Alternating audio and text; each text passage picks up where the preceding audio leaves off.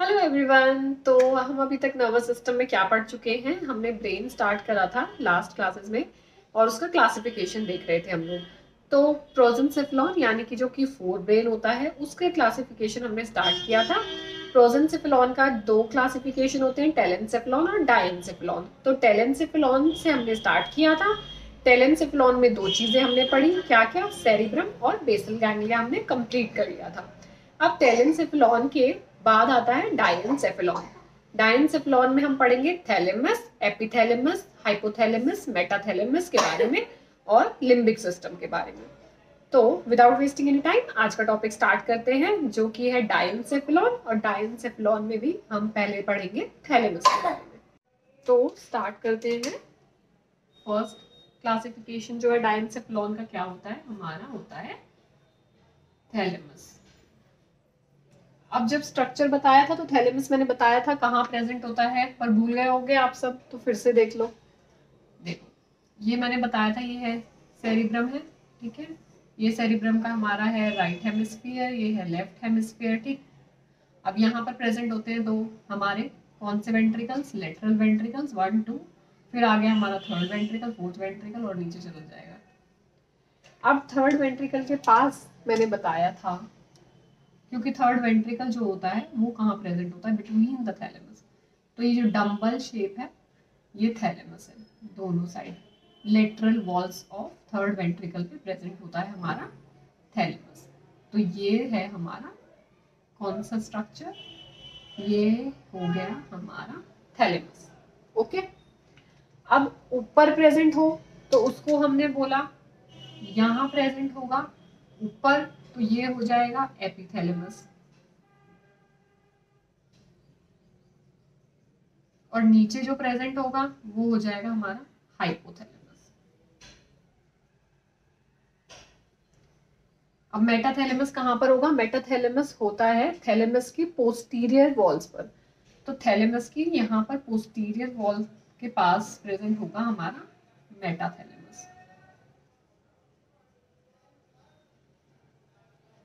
अब ये थैलेमस जो है, थैलेमस क्या है? ये बना होता है ग्रे मैटर से। ग्रे मैटर क्या है? ये मैं बार बार grey matter white matter word आ रहा है तो एक थोड़ा सा जनरल बता देती हूँ कि इनका मेन डिफरेंस होता क्या है।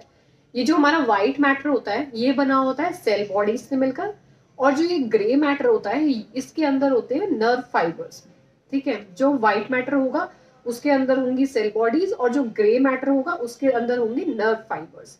ये बस मेन डिफरेंस होता है, ठीक है। इसका 60% जो ब्रेन का है वो व्हाइट मैटर से ही मिलकर बना है और 40% बना है हमारा ग्रे मैटर से। तो वो 40 मैटर जो ग्रे मैटर है, थैलेमस बना है ग्रे मैटर से मिलकर। और जो 70% पार्ट है डायेंसेफलॉन का, 70% पार्ट जो है वो है हमारा थैलेमस। सबसे ज्यादा क्या है? थैलेमस का एरिया है। तो किससे मिलकर बना है ये? Made up of grey matter. Present कहां पर होता है? प्रेजेंट नियर बोल सकते हो या फिर बोल सकते हो lateral walls of third ventricle. Third ventricle क्या है? 70% ऑफ डायेंसेफलॉन क्या होता है? हमारा होता है थैलेमस। अब है क्या थैलेमस? थैलेमस एक सेंसरी रिले सेंटर है। एक था हमारा मोटर रिले सेंटर, एक है sensory relay centre. Motor relay centre मैंने बताया था बेसल गैंग्लिया होता है, और जो सेंसरी रिले सेंटर है वो हमारा होता है थैलेमस। ये रिले का मतलब क्या होता है? रिले का मतलब होता है किसी भी मैसेजेस को पहले रिसीव करना और फिर रिसीव करके इकट्ठा करके सारे मैसेजेस को ट्रांसफर करना, ठीक है। समझ आया इतना कि मतलब पहले तो उसको रिसीव करा। अब वो बेसल गैंग्लिया क्या है? मोटर है, मोटर रिले सेंटर है। तो क्या है? वो मोटर मैसेजेस जितने भी होंगे उनको पहले इकट्ठा करेगा और कंसर्न एरियाज पे भेजेगा। हाथ का है तो हाथ की तरफ भेजेगा, पैर का है तो पैर की तरफ भेजेगा, ठीक है। तो मोटर एरियाज की तरफ भेजेगा। अब ये क्या है? ये है सेंसरी रिले सेंटर। सेंसरी मतलब सारी सेंसरी इंफॉर्मेशन को रिसीव करके जो कंसर्न एरियाज हैं सेंसरी, उनकी तरफ भेजेगा। आईज का है तो आईज की तरफ भेजेगा, ऑडिटरी का है तो कान की तरफ भेजेगा, ठीक है। लेकिन एक सेंस को छोड़ के, ऑल्फैक्शन, स्मेल का इससे रिलेशन नहीं है, स्मेल के लिए ये नहीं रिसीव करता है। एक्सेप्ट ऑल्फैक्टरी सारे सेंसरी मैसेजेस को रिसीव करेगा और फिर ट्रांसफर करेगा कंसर्न्ड एरियाज की तरफ। तो वो हमारा काम कौन कर रहा है थैलेमस। क्या है थैलेमस? है क्या? सेंसरी रिले सेंटर है।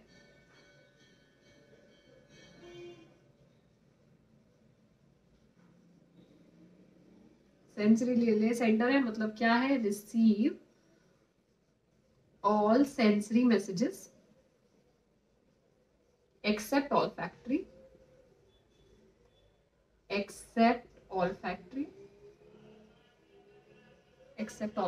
and transfer to concerned part and transfer them to concerned part,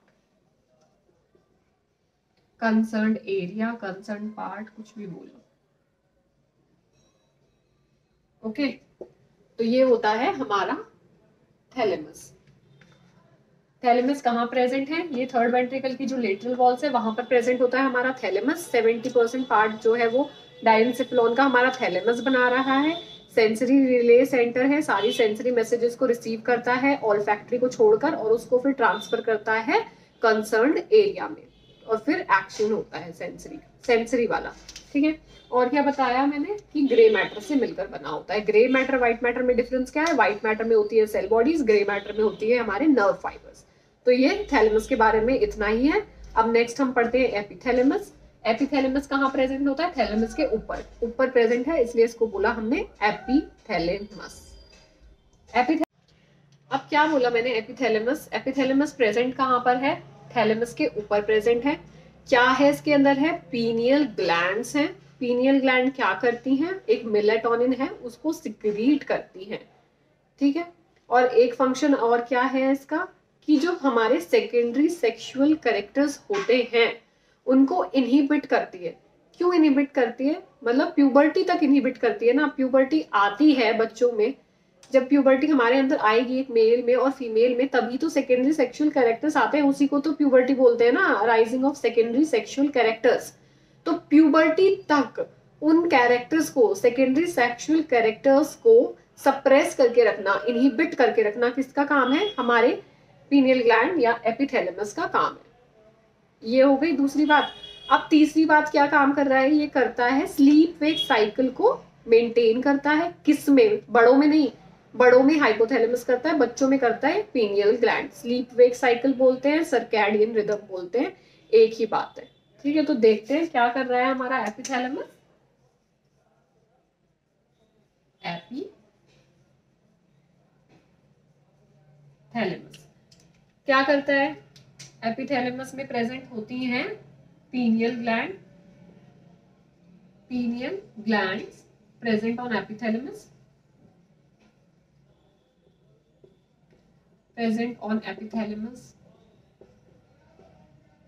ये पीनियल ग्लैंड क्या है? ये सबसे स्मॉलेस्ट क्या है? एंडोक्राइन ग्लैंड है। स्मॉलेस्ट एंडोक्राइन ग्लैंड भी बोलते हैं इसको, स्मॉलेस्ट एंडोक्राइन ग्लैंड। ये एक एक पॉइंट जो मैं बीच में ऐसे ही लिखवा देती हूँ आउट ऑफ द ब्लू, वो भी याद रखना होता है। एंडोक्राइन हम पढ़ नहीं रहे हैं लेकिन स्टिल ये नाम आया तो है तो एंडोक्राइन ग्लैंड से रिलेटेड ना। ये तो स्मॉलेस्ट एंडोक्राइन ग्लैंड कौन सी? पीनियल ग्लैंड है। एपिथैलेमस में प्रेजेंट है, करती क्या है? सिक्रीट करती है मेलाटोनिन। सिक्रीट्स मेलाटोनिन क्या होता है? जो स्किन को कलर देता है। अब और क्या काम है? मैंने क्या बताया? इनहिबिट करता है सेकेंडरी सेक्सुअल कैरेक्टर्स को, inhibits secondary sexual characters up to puberty, sexual characters up to puberty,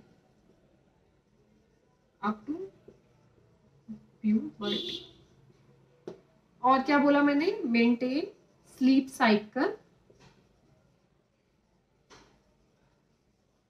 wake cycle किसमें? In children. एडल्ट में कौन कंट्रोल करता है? एडल्ट में करता है हमारा हाइपोथैलेमस। इस स्लीप वेक साइकिल को और क्या क्या नाम से हम बोल सकते हैं? सर्केडियन रिदम,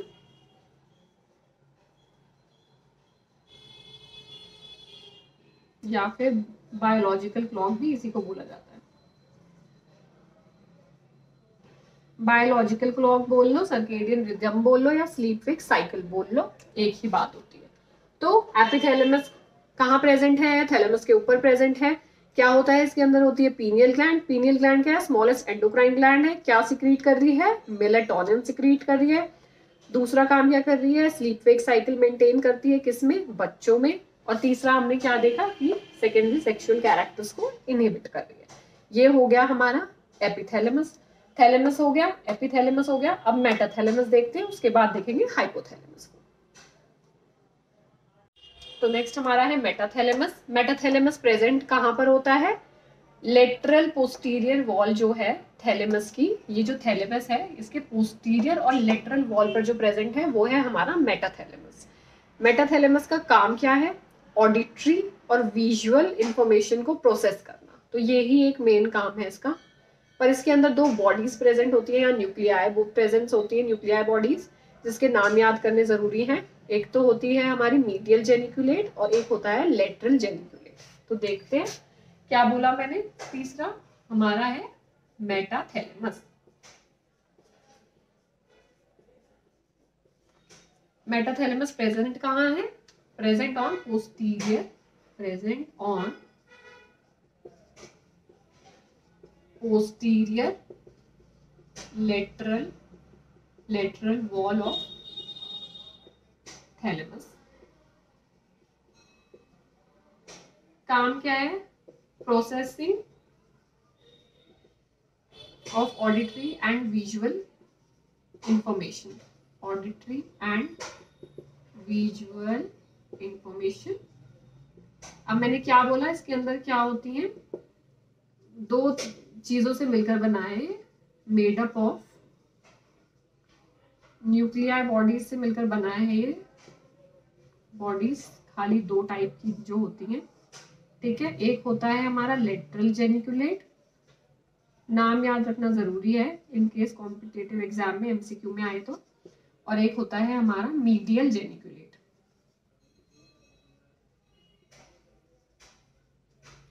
अब जैसे कि मैंने कहा कि इसके दो ही काम है, ऑडिटरी इंफॉर्मेशन को प्रोसेस करना और विजुअल इंफॉर्मेशन को प्रोसेस करना। तो जो विजुअल इंफॉर्मेशन को प्रोसेस करेगा, विजुअल पाथवे को, वो हमारा होगा लेटरल जेनिकुलेट, ठीक है, रिस्पॉन्सिबल फॉर विजुअल पाथवे। और क्या बोला मैंने? ऑडिटरी इंफॉर्मेशन को प्रोसेस कर रहा है, तो जो ऑडिटरी पाथवे को प्रोसेस करेगा वो हमारे होंगे मीडियल जेनिकुलेट। ये मीडियल जेनिकुलेट, ये जेनिकुलेट क्या है? न्यूक्लियाई बॉडीज है। तो ऑडिटरी पाथवे को कौन कर रहा है? मीडियल जेनिकुलेट, ऑडिटरी पाथवे, ठीक है।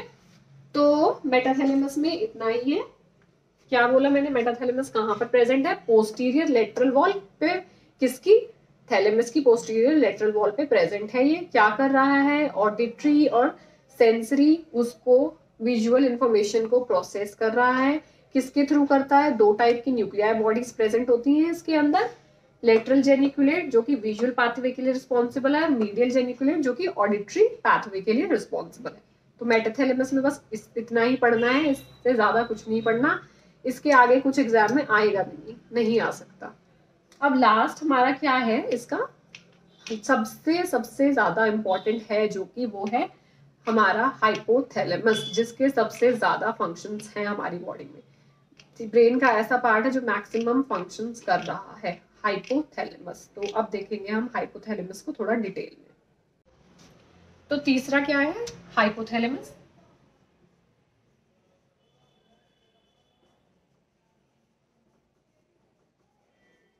हाइपोथैलेमस जैसे मैंने बताया कहां पर प्रेजेंट होता है? बिलो द थैलेमस, थैलेमस के नीचे प्रेजेंट होता है। कहां पर होता है? थर्ड वेंट्रिकल्स की फ्लोर पर, ठीक है। तो क्या बोला मैंने? प्रेजेंट बिलो थैलेमस, और क्या है? कवर्स द रूफ ऑफ या फ्लोर ऑफ थर्ड वेंट्रिकल। अब क्या है, हाइपोथैलेमस जो है एग्जाम पॉइंट ऑफ व्यू से काफी इंपॉर्टेंट है। बेसिकली इसके फंक्शंस जो है वो काफी इंपॉर्टेंट है। तो फंक्शंस इसके बहुत सारे हैं, वन बाय वन पढ़ेंगे।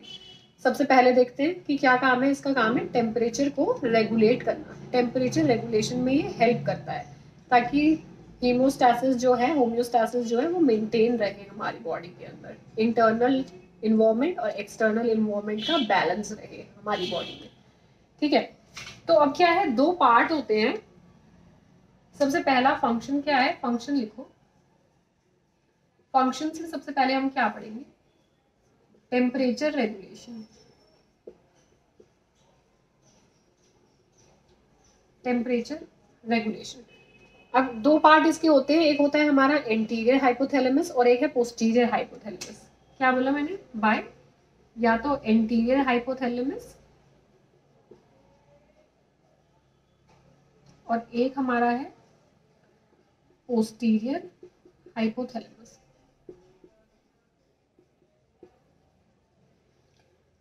अब दो ही तरह की चीज हो सकती है टेम्परेचर मेंटेन करने में, या तो हीट लॉस होगी या हीट गेन होगी।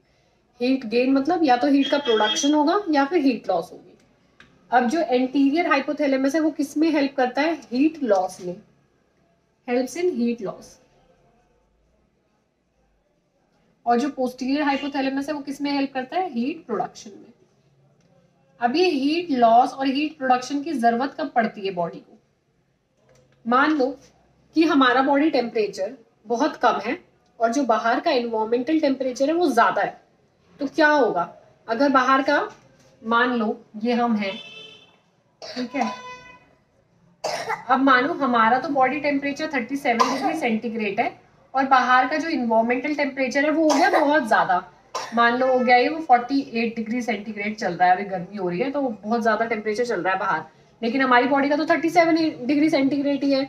तो इसको बैलेंस कैसे करना है, अब हमारी बॉडी जब बाहर के इन्वायरमेंट में जाएगी तो वो इस टेम्परेचर को फेस करेगी।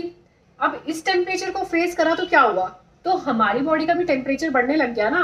तो क्या होगा, हमारी बॉडी का भी टेम्परेचर बढ़ने लग जाएगा। टेम्परेचर जो क्या होगा, शूट अप होने लगेगा, क्योंकि हम बढ़े हुए टेम्परेचर की कांटेक्ट में आ रहे हैं तो हमारा टेम्परेचर बढ़ने लग गया। अब लेकिन हमें उसे बढ़ाना तो नहीं है, ऐसा थोड़ी कि हम बढ़ने देंगे, हमें एक इक्विलिब्रियम मेंटेन रखना है बॉडी में। तो किसकी जरूरत होगी, हमें हीट बहुत ज्यादा हो गई है बॉडी में, टेम्परेचर बढ़ता चला गया है, तो बॉडी का टेम्परेचर बढ़ता जा रहा है तो हमें क्या करना पड़ेगा, हीट का लॉस करवाना पड़ेगा, सो दैट जो है हमारा टेम्परेचर इक्विलिब्रियम में आ सके, हमें हाइपरथर्मिया ना हो। तो फिर हीट लॉस कौन कराएगा, हीट लॉस कराएगा हमारा एंटीरियर हाइपोथैलेमस। क्या करेगा एंटीरियर हाइपोथैलेमस, क्या करवाता है, स्वेटिंग कराता है। गर्मी में क्या होती है, हमें अगर बाहर का टेम्परेचर बहुत ज्यादा है, बहुत गर्मी हो रखी है तो स्वेटिंग होती है ना। तो स्वेटिंग के थ्रू हो क्या रहा है, हमारी बॉडी की हीट ही तो बाहर निकल रही है। तो क्या कराएगा, थ्रू स्वेटिंग, हीट लॉस किसके थ्रू होगी, स्वेटिंग के थ्रू। अब जब ये हीट लॉस होती है तो होता क्या है, एक तो होता है वेसल्स का डायलेशन होता है, मतलब वेसोडाइलेशन होता है, और क्या होता है, मेटाबॉलिज्म कम हो जाता है। मेटाबॉलिज्म जो है हमारी बॉडी में वो कम हो जाता है और वेसल्स का डायलेशन हो जाता है। तो इससे क्या होगा, एक तो होगा वेसोडाइलेशन, और क्या होगा, और होगा वेसोडाइलेशन होगा, मेटाबॉलिज्म कम होगा, मेटाबॉलिज्म डिक्रीज हो जाएगा, और टेम्परेचर क्या हो जाएगा, टेम्परेचर हमारा घट जाएगा। घटाना ही तो है ना हमें टेम्परेचर, क्योंकि गर्मी की वजह से तो ऑलरेडी बढ़ रहा था ना, बॉडी में हीट का प्रोडक्शन बहुत ज्यादा हो गया था। हमारी बॉडी में कम था टेम्परेचर, इन्वायरमेंट का टेम्परेचर ज्यादा था, हमारी बॉडी कांटेक्ट में आई इन्वायरमेंट के, तो वो हमें भी, हमारी बॉडी में भी हीट बढ़ने लग गई। अब हीट बढ़ने लग गई तो हमें हीट को लॉस करना था, बाहर फेंकना था, क्योंकि अगर नहीं फेंकेंगे तो हाइपरथर्मिया में चली जाएगी बॉडी। उसके लिए एंटीरियर हाइपोथैलेमस ने क्या किया, स्वेटिंग कराई। स्वेटिंग के थ्रू हीट लॉस हुई, कैसे, वेसल्स का डायलेशन हुआ, वेसोडाइलेशन हुआ, मेटाबॉलिज्म कम हुआ और टेम्परेचर भी कम हो गया, तो क्या हुआ, हीट लॉस हो गई और हीट कम हो गई, हमारी बॉडी में बैलेंस हो गया।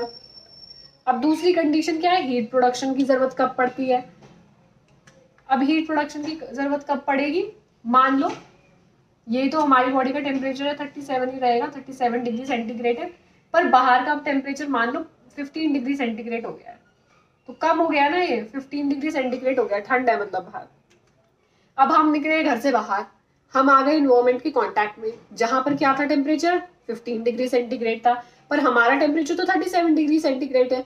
अब हम इन्वायरमेंट के टच में आए, ठंडे इन्वायरमेंट के, तो हमारी बॉडी भी क्या होगी, ठंडी होनी शुरू हो जाएगी। ठंडी मतलब क्या होगा कि टेम्परेचर हमारी बॉडी का कम होता चला जाएगा। जब हम कम टेम्परेचर में आएंगे तो बॉडी का टेम्परेचर भी कम होता चला जाएगा। अब ऐसा ना हो कि कम होते होते हमारी बॉडी हाइपोथर्मिया के अंदर चली जाए। तो हाइपोथर्मिया के अंदर ना चली जाए हमारी बॉडी, उससे बचाने के लिए हमारा पोस्टीरियर हाइपोथैलेमस क्या करता है, हीट प्रोडक्शन करना स्टार्ट कर देता है। अब वो हीट प्रोडक्शन कैसे क्या करता है, किसके थ्रू, वो करवाएगा शिवरिंग। पोस्टीरियर हाइपोथैलेमस करवाएगा शिवरिंग, जिससे क्या होगा, इससे होगा वैजो कॉन्स्ट्रिक्शन।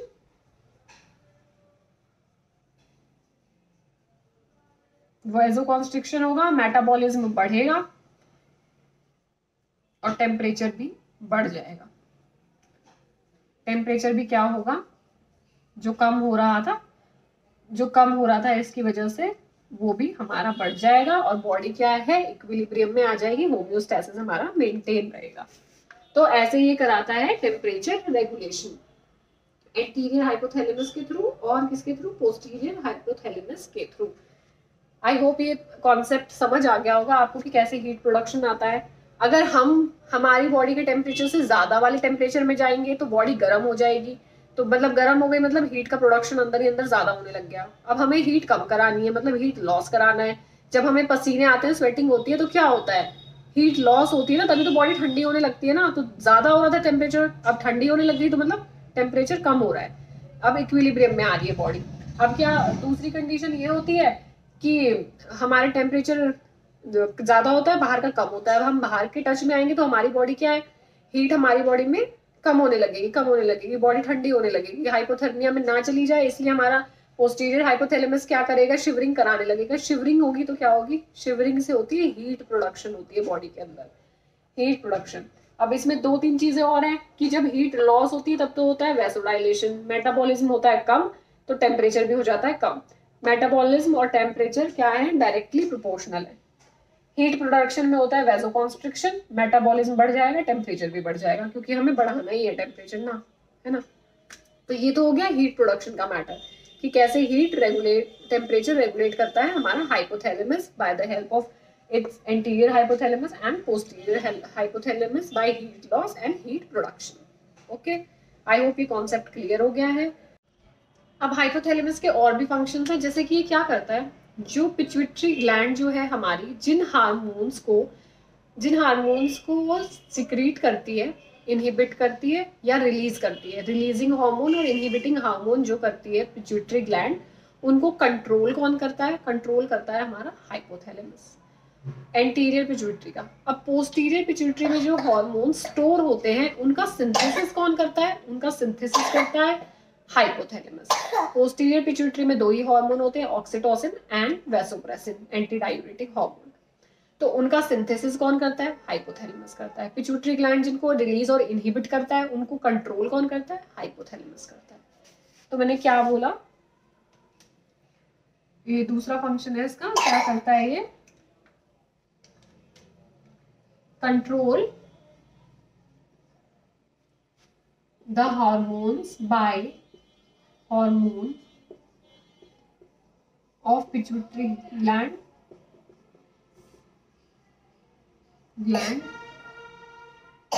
inhibiting hormone और releasing hormone, inhibiting as well as releasing hormone, उन दोनों को कंट्रोल करता है।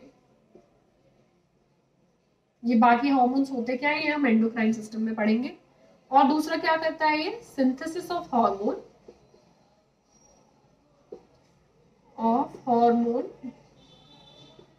like oxytocin and vasopressin that are stored by posterior pituitary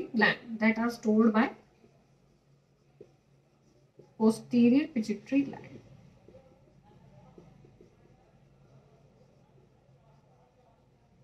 ठीक है। ये दो फंक्शन और हो गए इसके, पिट्यूटरी ग्लैंड के इनहिबिटिंग और रिलीजिंग हार्मोन को कंट्रोल करता है पोस्टीरियर पिट्यूटरी के जो हार्मोन स्टोर हो करती है उसको क्या करता है, सिंथेसिस करता है। कौन से होते हैं वो, ऑक्सीटोसिन और वैसोप्रेसिन। पोस्टीरियर पिट्यूटरी के दो ही मेन हार्मोन होते हैं, वो ये है ऑक्सीटोसिन और वैसोप्रेसिन। अब इसका एक काम क्या है कि मेंटेन करता है स्लीप साइकिल को, किसमें, एडल्ट्स में। बच्चों में कौन कर रहा था, पीनियल ग्लैंड और एपिथैलेमस भी बोल सकते हो। तो क्या करता है, maintain sleep cycle in adults, sleep cycle in adults. और क्या करता है, ये कंट्रोल करता है ऑटोनॉमिक नर्वस सिस्टम को, ऑटोनॉमिक नर्वस सिस्टम को कंट्रोल करता है, ऑटोनॉमिक नर्वस सिस्टम को। ऑटोनॉमिक नर्वस सिस्टम में दो आते हैं, मैंने बताया है पहले क्लास में, सिंपैथेटिक नर्वस सिस्टम और parasympathetic nervous system. Sympathetic nervous system जो होता है पीस मेकिंग होता है, पैरासिम्पैथेटिक जो होता है, सॉरी, सिंपैथेटिक नर्वस सिस्टम जो होता है वो फाइट और फ्लाइट होता है, इमरजेंसी सिचुएशंस में काम करता है। और पैरासिम्पैथेटिक जो होता है वो पीस मेकिंग सिस्टम होता है, रेस्ट में काम करता है। ये सब भी अभी पैरासिम्पैथेटिक और सिंपैथेटिक का डिफरेंस पूरा हम अच्छे से अभी डिटेल में आगे पढ़ेंगे। उसको कंट्रोल कौन करता है, कंट्रोल करता है हमारा हाइपोथैलेमस, सिंपैथेटिक को भी और पैरासिम्पैथेटिक को भी।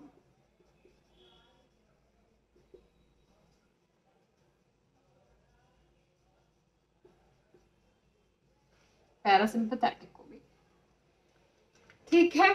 अब एक इसका लास्ट फंक्शन क्या है कि ये क्या कंट्रोल करता है, थर्स्ट और हंगर को कंट्रोल करता है। हम कहते हैं ना कि भूख पेट से लगती है, प्यास पेट से लगती है, नहीं भाई, पेट का कोई सिस्टम नहीं है, पेट को तो इंस्ट्रक्शंस मिलते हैं। भूख प्यास सब जो है हमारे दिमाग का खेल है, पेट तो बेचारा बस क्या करता है, मैसेज रिसीव करता है, ठीक है। तो क्या करता है, किसका सेंटर है ये, थर्स्ट का सेंटर है, हंगर का सेंटर है, उनको कंट्रोल करता है, इमोशंस को कंट्रोल करता है, सेक्सुअल बिहेवियर्स को कंट्रोल करता है हमारे, ठीक है। तो ये भी लिखना चाहो तो लिख सकते हो कि क्या क्या और कंट्रोल कर रहा है ये हमारा हाइपोथैलेमस, कंट्रोल कर रहा है thirst, hunger, emotions, control thirst, emotion, hunger, thirst, emotions, hunger और सेक्सुअल बिहेवियर्स।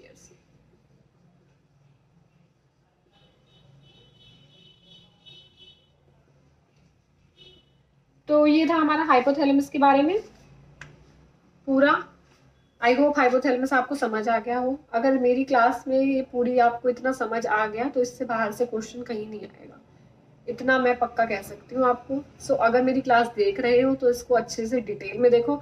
ऐसा नहीं है ये सोचो अरे ये तो बहुत डिटेल में पढ़ा है, ये नहीं देखेंगे, ऐसा नहीं है। पूरी डिटेल का कोई मतलब नहीं है। कई लोग कहते हैं कि अरे यार वो PR यादव पढ़ ले, टारगेट हाई रट ले, हो जाएगा सिलेक्शन, ऐसा नहीं होता है।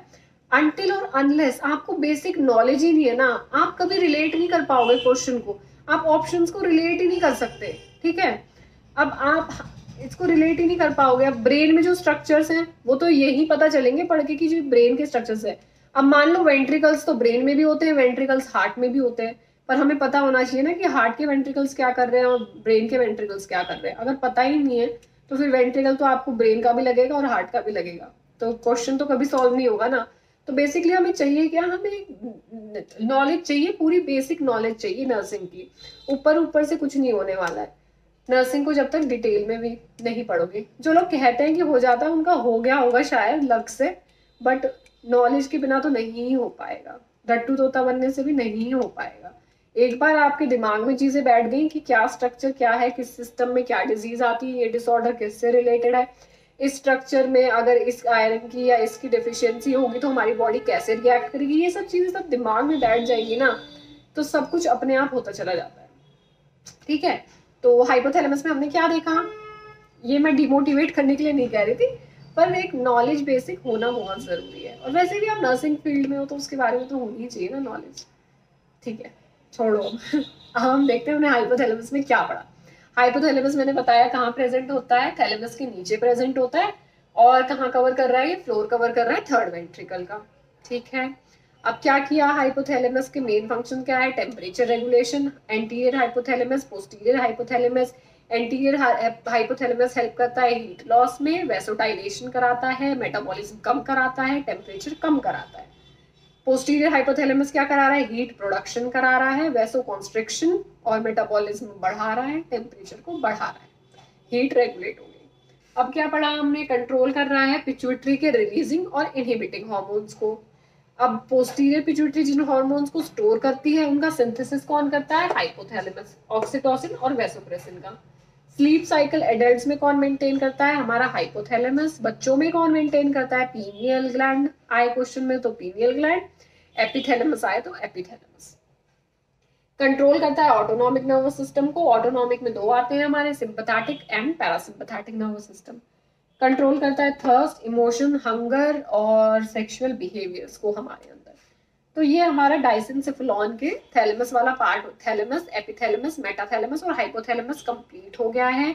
अब इसमें सिर्फ एक चीज बची है, वो क्या है, हमारा है लिम्बिक सिस्टम।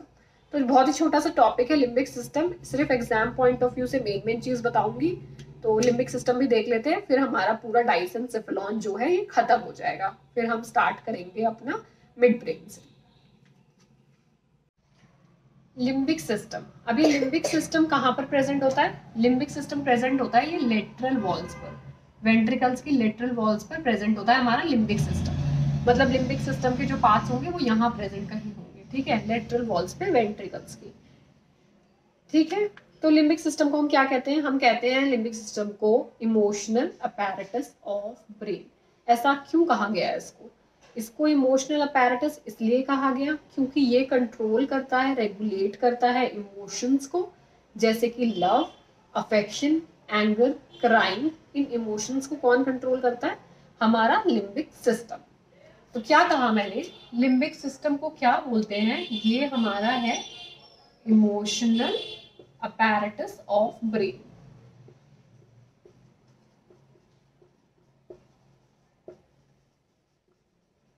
कहां पर लोकेटेड है, लोकेटेड ऑन, कहां पर, लेटरल साइड ऑफ वेंट्रिकल्स। क्या कर रहा है, कंट्रोल एंड रेगुलेट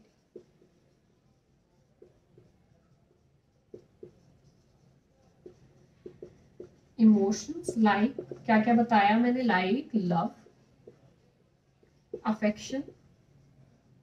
मेन हमारे इमोशंस है ना, ये मेन इमोशंस हैं हमारे जो हम एक्सप्रेस करते हैं, main love, affection, anger and most important crime. हमारी मोस्टली इमोशंस जो है हम इसी के थ्रू, इन चार चीजों के थ्रू ही जो है एक्सप्रेस करते हैं, ठीक है। प्यार है तो लव, गुस्सा, एंगर, अफेक्शन और क्राइम, ये चार मेन इमोशंस है। कौन कंट्रोल करता है, हमारा लिम्बिक सिस्टम। अब लिम्बिक सिस्टम के तीन पार्ट्स होते हैं जो डिफरेंट डिफरेंट चीज को कंट्रोल करते हैं।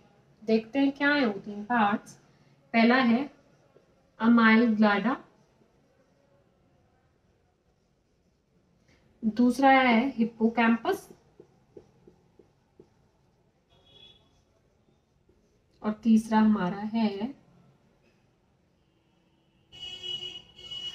पहला है अमाइलग्लाडा, दूसरा है हिप्पोकैम्पस और तीसरा मेन हमारा है मैमिलरी बॉडी।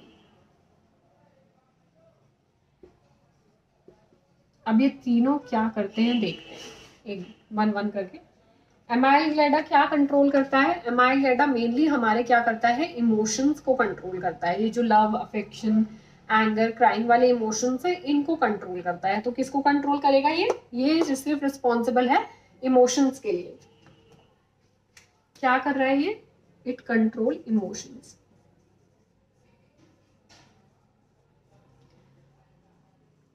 ओके, हिप्पोकैम्पस किस में मेन रोल है, इसका रोल है मेमोरी और लर्निंग में। किस में हेल्प कर रहा है, लर्निंग में। और मेमोरी मतलब ताकि हम चीजों को याद रख सके, मेमोरी। जब हमारी मेमोरी अच्छी होगी तभी तो हमारी लर्निंग अच्छी होगी ना। अब मैं आज जो पढ़ा रही हूँ आपने पढ़ा, पर कल मैं पूछूंगी तो आप भूल जाओगे, तो इसमें तो कोई लर्निंग हुई ही नहीं ना। और ऐसी लर्निंग का तो कोई फायदा भी नहीं है ना कि आज पढ़ाया और कल भूल गए। अगर पढ़ो और कल, परसों, एक महीने बाद, 2 महीने बाद मैं जब भी पूछूं इस टॉपिक के बारे में और आप बता पाओ, वो होगी लर्निंग और वही होगी अच्छी मेमोरी। तो इसको कौन कंट्रोल करता है, ये कंट्रोल करता है हमारा हिप्पोकैम्पस।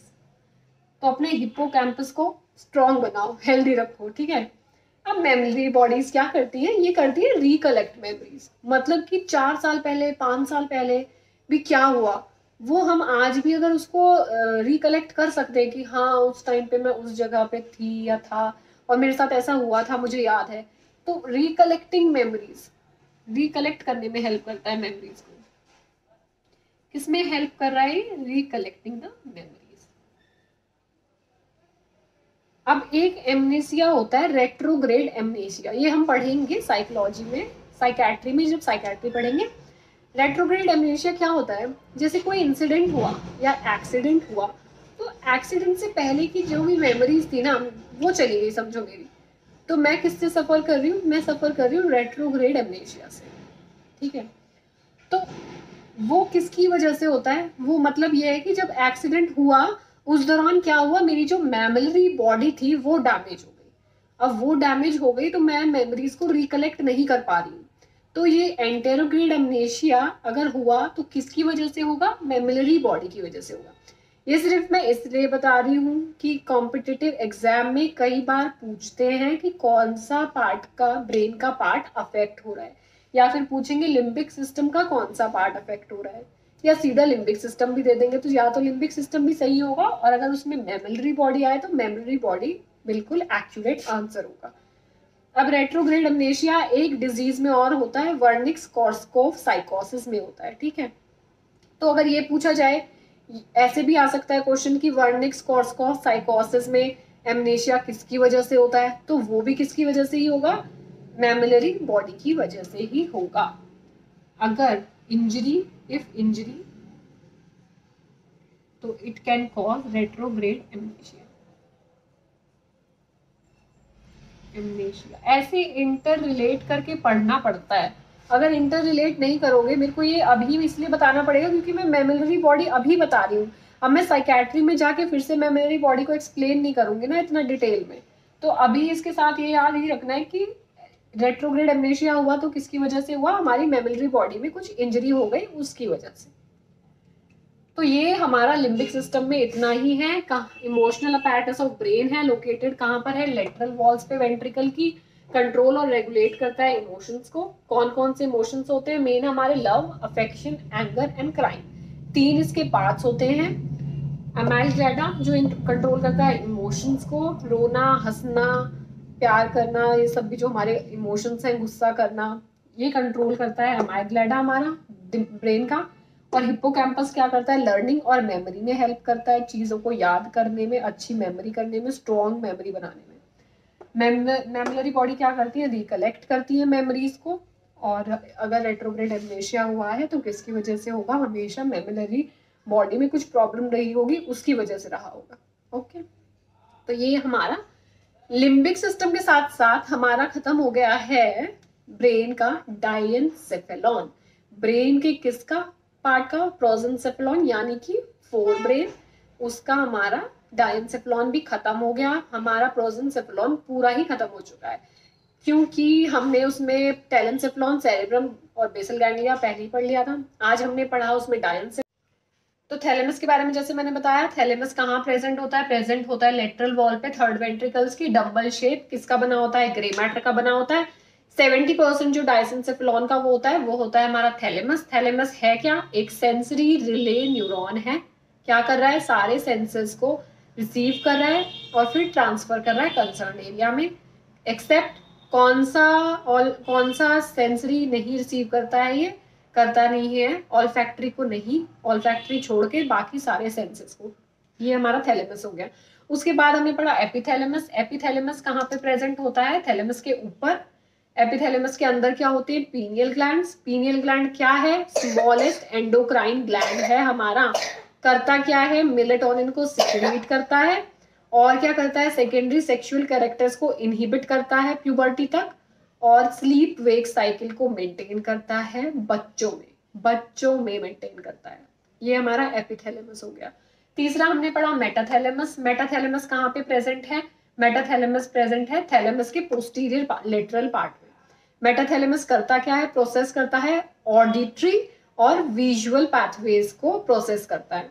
इसमें होती है दो न्यूक्लियर बॉडीज, दो टाइप की, एक होती है मीडियल जेनिकुलेट, एक होती है लेटरल जेनिकुलेट। जो लेटरल होती है वो विजुअल पाथवे प्रोवाइड करती है और जो मीडियल जेनिकुलेट होती है वो ऑडिटरी पाथवे प्रोवाइड करती है। ये हो गया मेटाथैलेमस। मोस्ट इंपॉर्टेंटली हमने पढ़ा हाइपोथैलेमस। हाइपोथैलेमस जो कि थैलेमस के नीचे प्रेजेंट होता है, बिलो द थैलेमस, कवर करता है फ्लोर किसका, थर्ड वेंट्रिकल के फ्लोर को कवर करता है। थैलेमस का काम क्या होता है, टेम्परेचर रेगुलेट करता है और क्या करता है, कंट्रोल करता है पोस्टीरियर के हॉर्मोन्स, पोस्टीरियर पिट्यूटरी के हॉर्मोन्स का सिंथेसिस करता है, एंटीरियर पिट्यूटरी के हॉर्मोन्स को कंट्रोल करता है, inhibiting as well as releasing hormone को। स्लीप वेक साइकिल एडल्ट में जो है उसको मेंटेन करता है, इमोशंस को कंट्रोल करता है और क्या करता है, थर्स्ट और हंगर को कंट्रोल करता है, सेक्सुअल बिहेवियर्स को कंट्रोल करता है। कंट्रोल और क्या करता है ऑटोनॉमिक नर्वस सिस्टम को कंट्रोल, जिसमें आता है सिंपैथेटिक और पैरासिम्पैथेटिक। ठीक, अब लास्टली हमने क्या पढ़ा डाइसेंसेफेलॉन में, हमने पढ़ा लिम्बिक सिस्टम। लिम्बिक सिस्टम है इमोशनल अपैरेटस, सारे इमोशंस को कंट्रोल कर रहा है हमारे। 3 इसके पार्ट्स हैं, एमाइग्डाला, हिप्पोकैम्पस और मेमोरी बॉडी। तो ये आज की हमारी क्लास खत्म हो गई है डाइसेंसेफेलॉन में। आई होप आपको मेरी क्लास समझ आई हो। अगर कुछ भी क्वेरीज है आप मुझे कमेंट्स कर सकते हो या कोई सजेशंस हैं तो comments are most welcome. And अगर मेरी क्लास पसंद आए तो please like share and subscribe. अब नेक्स्ट क्लास में हम पढ़ेंगे ब्रेन का सेकेंड पार्ट जो कि है मिड ब्रेन। तब तक के लिए बाय बाय।